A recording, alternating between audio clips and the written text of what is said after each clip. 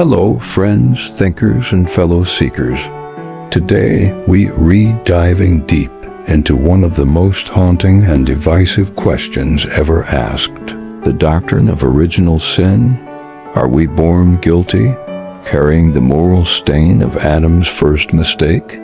Or are we born innocent, with the total freedom to choose good or evil for ourselves? The answer doesn't just shape our theology, it defines how we see ourselves, our world, and even the nature of God. Let's go back to the beginning, literally, to the Garden of Eden. Adam and Eve, created in God's image, walk with Him in perfect harmony. But then comes the forbidden fruit, the serpent's temptation, and with one bite, paradise is lost. Humanity's story becomes one of separation, pain, and death. But here's the crucial question. What exactly did we inherit from that fall? Was it just mortality, or was it something deeper, a corruption of the human soul itself? The Apostle Paul wrote in Romans that through one man, sin entered the world, and death through sin.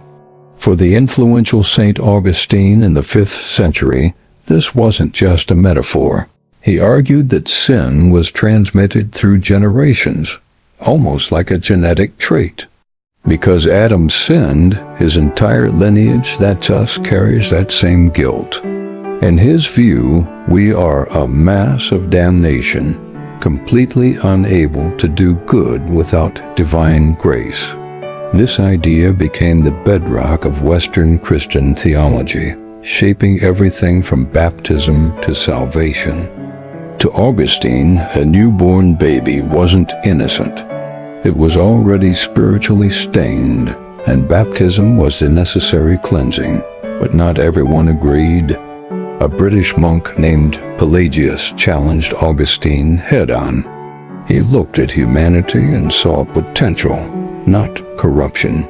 He asked, how could a just God condemn an infant for a sin committed thousands of years before its birth?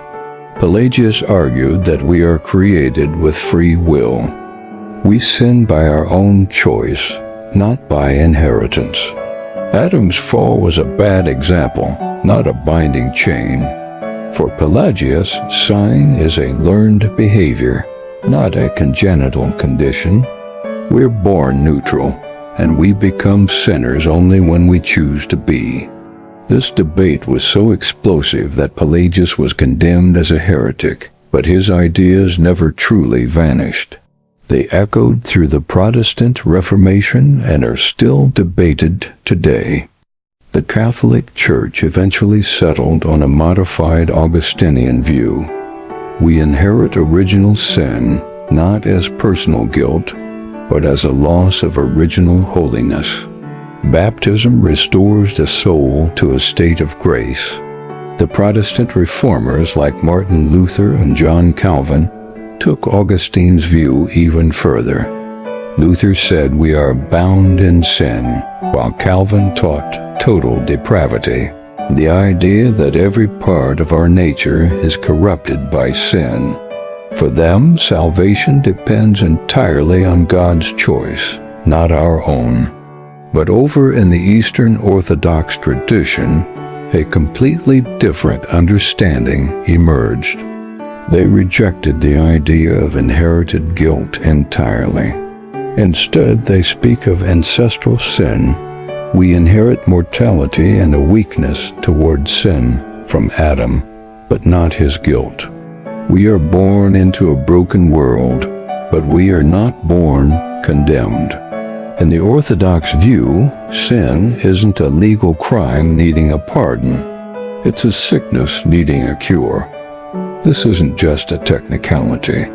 It presents two radically different pictures of God. Is He a judge who holds us accountable for an inherited crime?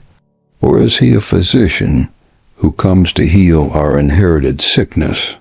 This debate is deeply personal. Augustine's view can lead to humility, but also a kind of pessimism about human nature. Pelagius's view inspires moral responsibility, but it can also lead to pride, the illusion that we can save ourselves.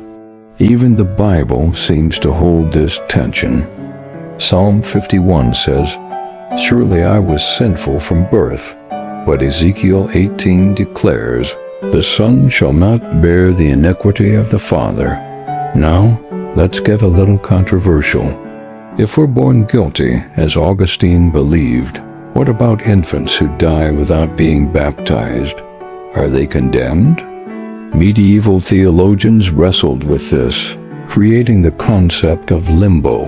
While modern Catholic teaching emphasizes God's mercy, the question of fairness remains.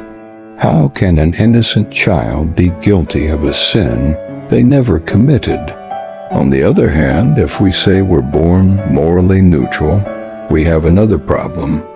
Why is doing evil so easy? Why do our best intentions so often go wrong?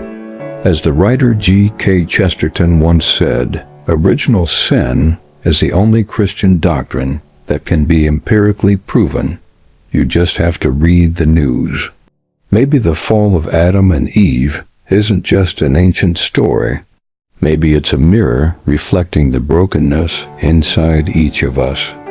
In our modern world, we talk about trauma, social conditioning, and selfish genes.